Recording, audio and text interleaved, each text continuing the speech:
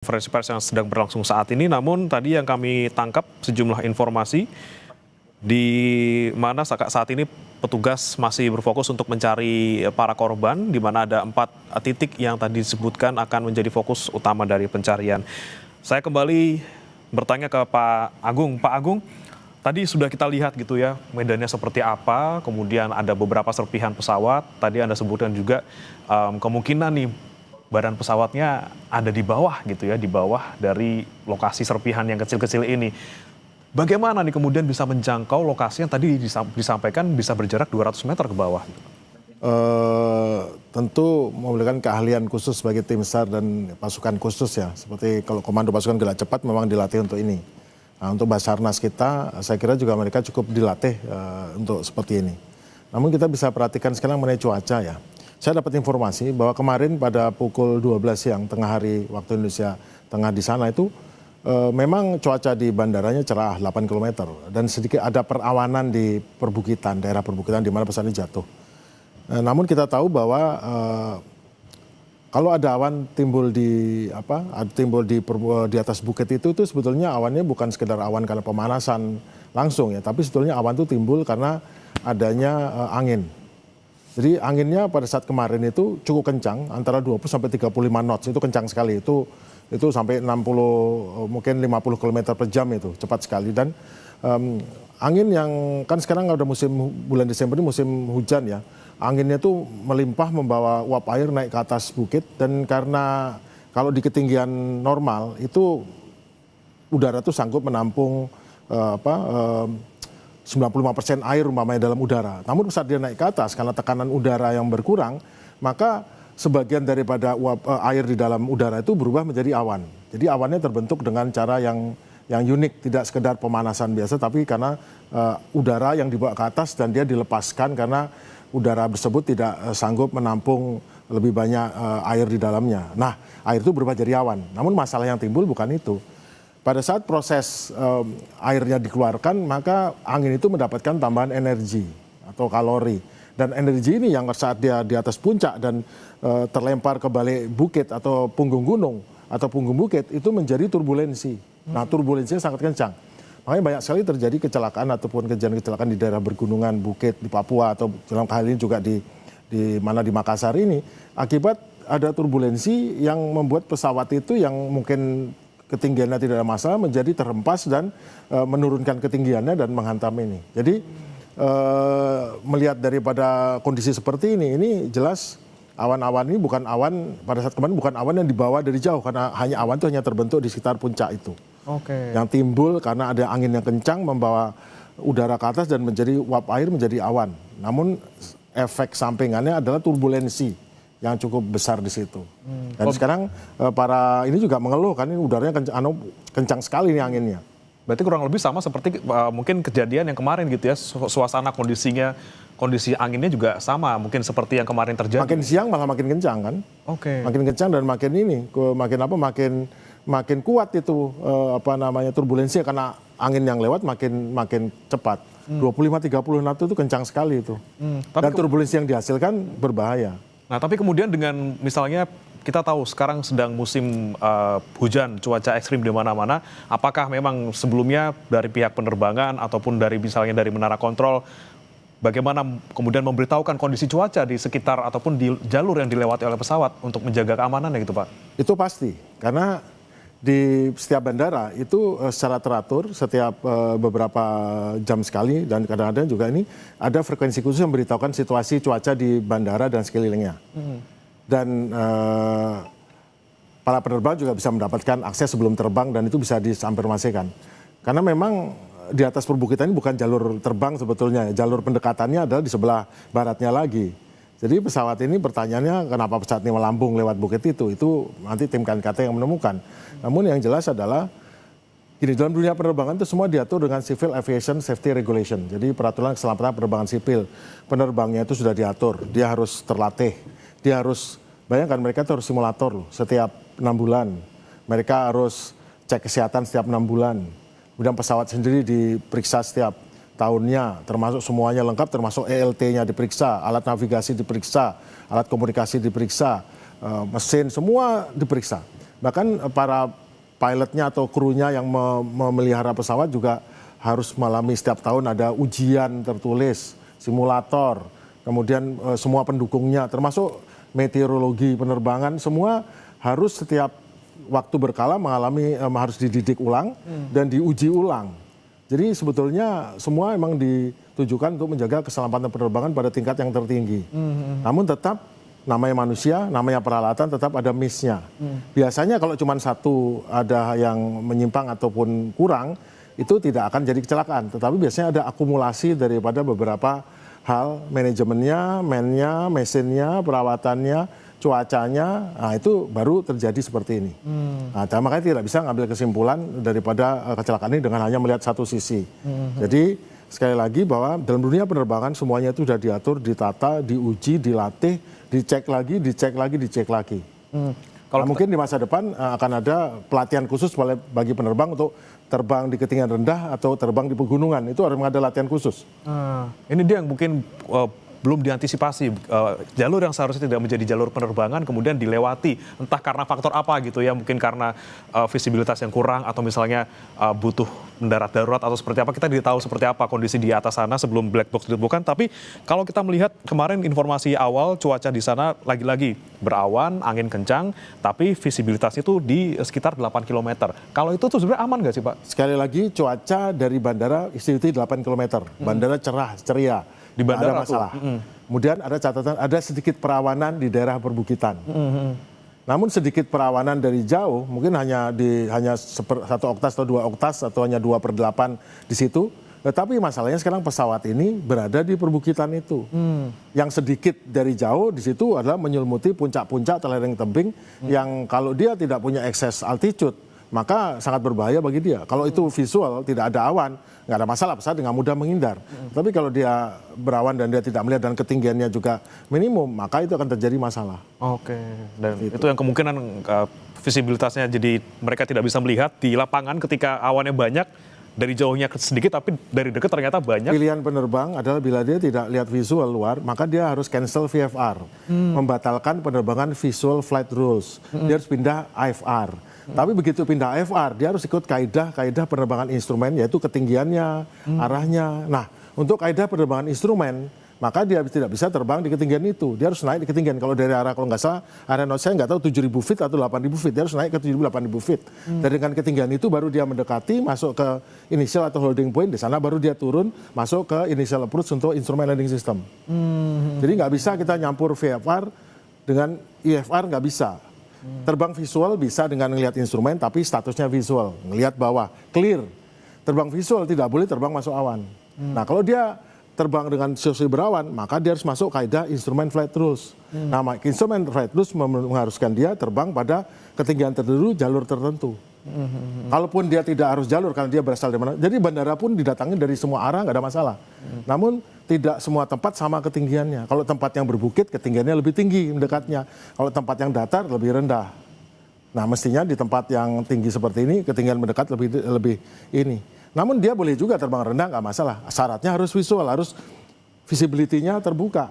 Kalau visibility terbuka, maka dia tidak boleh VFR. Namanya juga visual flight rules, aturan terbang visual. Tidak visual, dia harus instrumen. Namun instrumen harus pada kaidah ketinggian yang berbeda.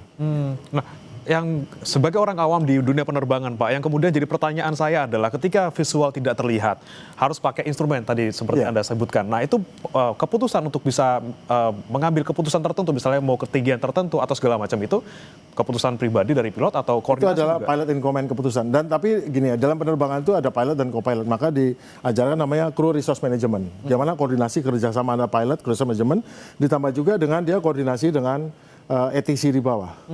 ATC di bawah memiliki SAS itu situational awareness mengenai apa yang terjadi. Tapi yang paling tahu di dalam pesawat adalah situational awareness dipegang oleh seorang pilot dengan co-pilotnya. Jadi mempunyai sistem namanya crew resource management dalam menanggulangi keputusan. Dan juga sebagai gini, dalam dunia penerbangan itu dikenal namanya aeronautical decision making. Pengambilan keputusan dalam penerbangan. Dalam pengambilan keputusan dalam penerbangan ini tujuannya adalah untuk mencegah terjadinya masalah, insiden atau accident. Jadi yang harus diperhatikan bagi dunia penerbangan, pertama kita harus tahu bahwa apakah orangnya, pilotnya siap. Kedua, apakah pesawatnya siap. Tiga, apakah cuacanya mendukung. Dan keempat, apakah cara menerbangkannya sesuai dengan aturan regulasi.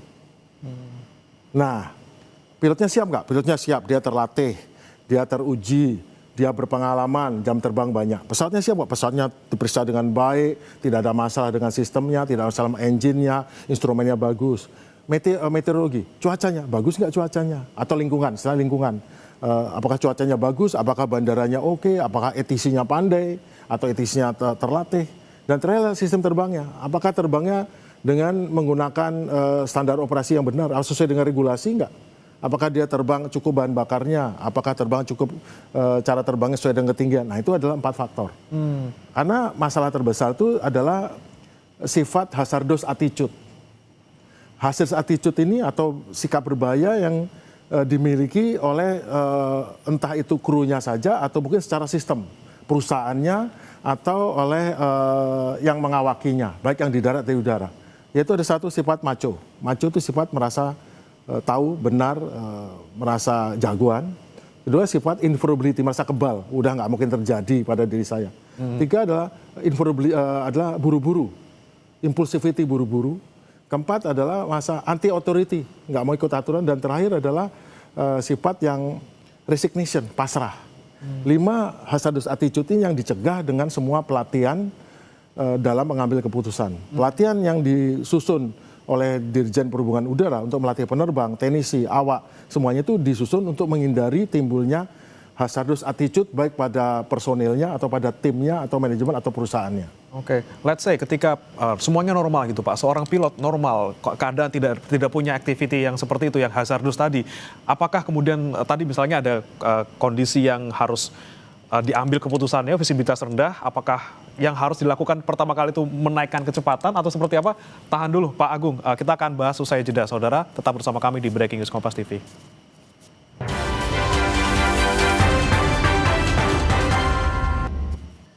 Ada kembali di Breaking News Kompas TV bersama saya Briamana Atenaya. Saudara, kita masih akan update bagaimana proses pencarian dan juga evakuasi dari pesawat ATR 42500 yang kemudian dipastikan ini adalah sudah jatuh ya oleh tim SAR gabungan, di mana sudah ditemukan serpihan berupa badan pesawat, kemudian ekor dan juga ada window di sana.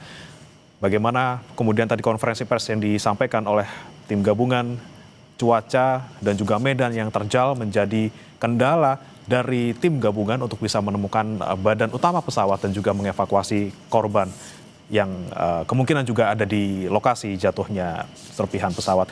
Masih bergabung bersama kami Marsma TNI Purnawirawan Agung Sasongkojati, pengamat keamanan juga keselamatan penerbangan. Kita lanjutkan Pak Agung tadi terkait dengan keputusan yang harus diambil seorang pilot ketika kondisi tidak kondusif di atas udara. Ketika cuaca di lokasi tidak mendukung, tidak bisa melihat kemana-mana, visibilitasnya mungkin 0 gitu. Apa yang seharusnya dilakukan oleh seorang pilot? Apakah harus menunggu keputusan dari menara pantau atau seperti apa? Kalau saya terbang instrumen flight rules, terbang di ketinggian 25.000 kaki. Saya tahu saya tidak dekat-dekat dengan gunung ini. Nah, masalah utama saya adalah awan nih. Saya akan ngecek ke radar cuaca saya atau radar pesawat saya, ini awannya aktif tidak.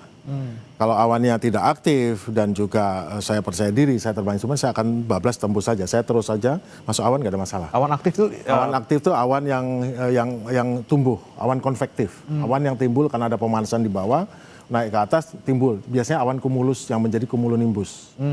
Awan aktif yang berbahaya, di dalamnya ada pergolakan, ada petir. Itu bahaya. Nah itu bisa kelihatan di radar cuaca sebagai merah atau kita tahulah ada mudah. Itu biasanya pilihan saya adalah masuk kalau dia tidak berbahaya. Ataupun saya anggap ini aman saja atau tipis saja. Namun kalau itu berbahaya maka saya menghindar ke kiri dan kanan. Saya akan dogleg istilahnya. Saya akan kontak ke ATC yang mengendalikan saya minta diarahkan untuk awan atau saya minta izin untuk dogleg menghindari awan. Itu hal yang biasa. Nanti akan diarahkan. Atau saya minta turun ketinggian atau naik ketinggian, itu terserah nanti bagaimana keputusan saya, dan itu penerbang itu dilatih untuk itu. Namun situasi beda kalau saya terbang rendah. Terbang rendah itu adalah terbang ketinggian rendah 1.000 kaki, 300 meter, 500 meter, atau dalam feet adalah 1.500 feet, 2.000 feet, 1.000 feet di atas permukaan tanah. Maka yang saya kerjakan kalau saya melihat cuaca buruk dan saya yakin tidak ada ini, maka pilihan saya adalah saya akan climbing. Makanya dalam penerbangan rendah, kami, kebetulan saya adalah mantan penerbang Angkatan Udara, kami dari mulai sekolah penerbang dilatih untuk terbang rendah. Terbang rendah itu terbang ketinggian 200 kaki, 300 kaki, 400 di atas permukaan tanah, dan itu penuh dengan bahaya. Namun kan biasa diajarkan terbang dengan kecepatan yang cukup tinggi, melebihi kecepatan cruise biasa. Dan kalau ada apa-apa di jalan kita akan siap untuk dengan kecepatan tinggi ini, ada excess speed, maka saya bisa dengan seketika saya bisa tarik stick saya atau kontrol kolom saya akan naik ke pesawat menghindari awan itu atau cuaca tersebut ataupun kabut itu. Oke. Nah yang bahaya kabut, karena kabut pasti di darat dan itu di belakangnya ada sesuatu, entah itu ada antena, ada gedung ada hanggar, ada gedung tinggi atau ada bukit, ada apa, kabut. Tapi kalau awan saya biasanya naik di atas awan atau menghindari awan ke kiri kanan, tapi biasanya naik. Saya batalan terbang rendah. Kasusnya sekarang adalah bagaimana kalau saya terbang rendah naik ke arah yang perbukitan, ke ketinggian tinggi naik. Itu sama saja.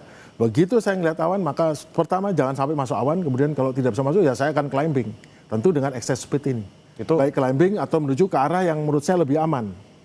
Kalau sebelah kanan saya curiga nih ada puncak-puncak, saya akan salah kiri tampil climbing.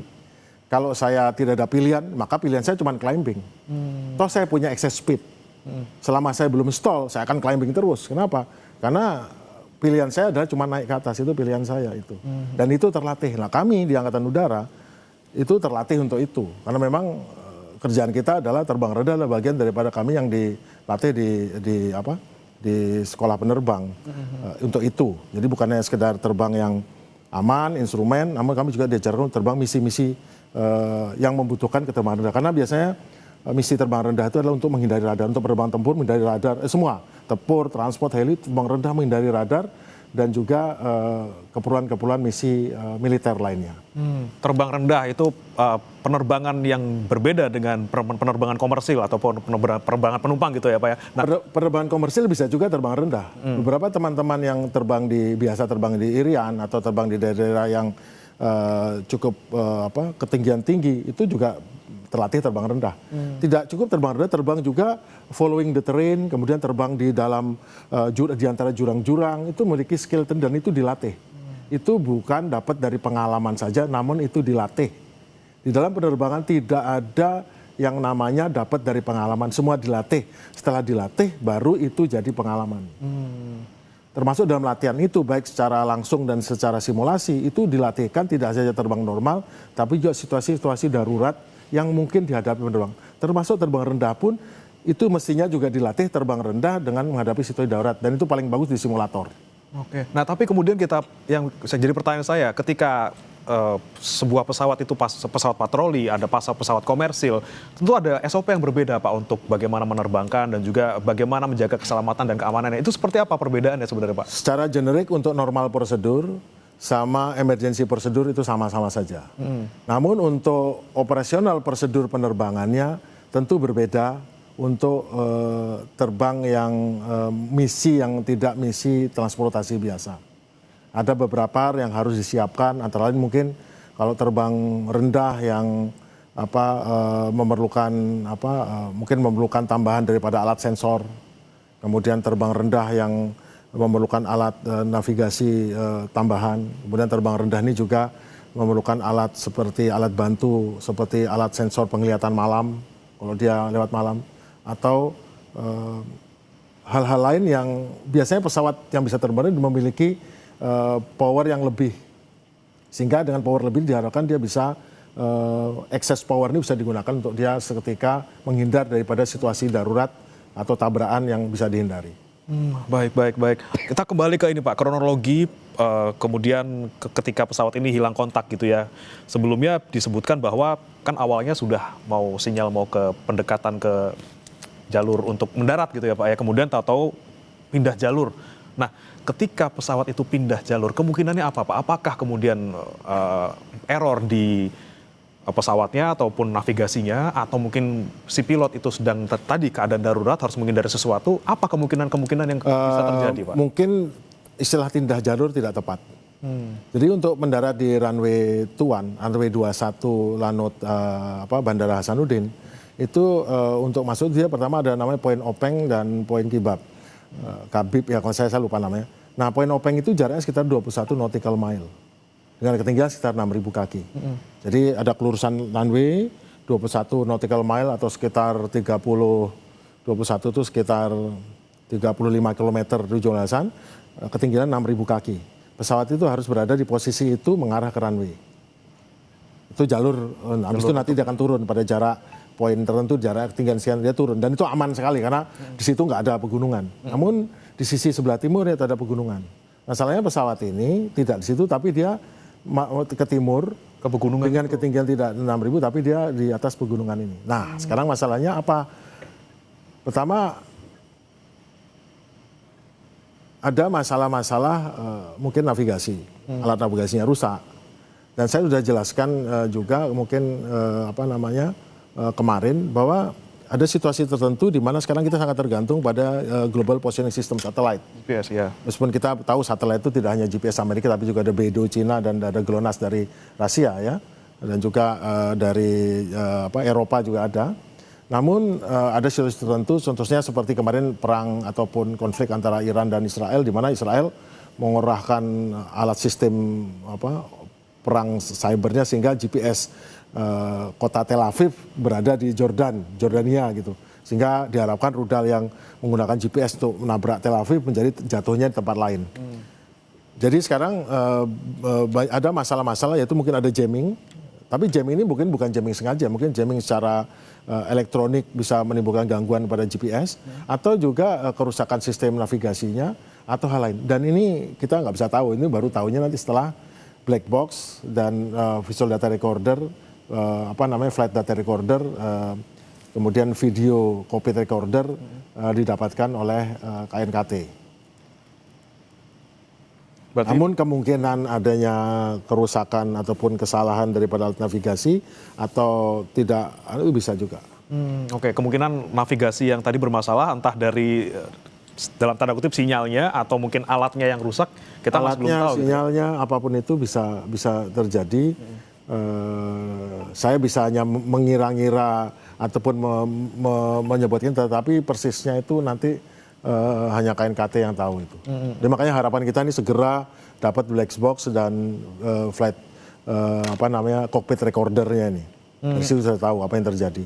Oke, di awal kan disebutkan bahwa kendala sebelum ditemukan ini Pak ya, kendalanya adalah ILT-nya tidak menyala gitu ya, entah rusak atau seperti apa. Nah sekarang kemudian sudah ditemukan titiknya, tinggal mencari black box-nya untuk mencari bagaimana apa yang kemudian menyebabkan pesawat ini jatuh. Untuk kesulitan mencari black box Pak, memang harus mencari di badan pesawat yang sekiranya jatuh tadi di bawah, di 200 meter dari serpihan pertama ditemukan, atau seperti apa yang kemudian bisa dicari oleh tim SAR gabungan? Biasanya black box itu nempel sama LT. Nah LT itu memancarkan setiap 50 detik, memancarkan sinyal di frekuensi 406 untuk satelit, ditangkap geostationer satelit milik Amerika dan Eropa serta India, kemudian dikirimkan ke satelit COSAT LEO low orbit satelit punya Rusia 7 satelit, nanti dikirim ke MCC kita di Cengkareng. Nah di Cengkareng nanti dikirim tim. Masalahnya ini nggak ada sinyal, pingnya nggak ada. Kalau ada itu biasanya gampang, wah dekat sini, karena memang letaknya berdekatan, itu biasanya black box atau flight data recorder dengan LT itu. Nah sekarang berarti ya nyarinya sama dengan seperti mencari sesuatu barang yang dilemparkan dari angkasa ke pegunungan, seperti itu. Namun tentunya kan terkonsentrasi pada tempat lokasi kecelakaan.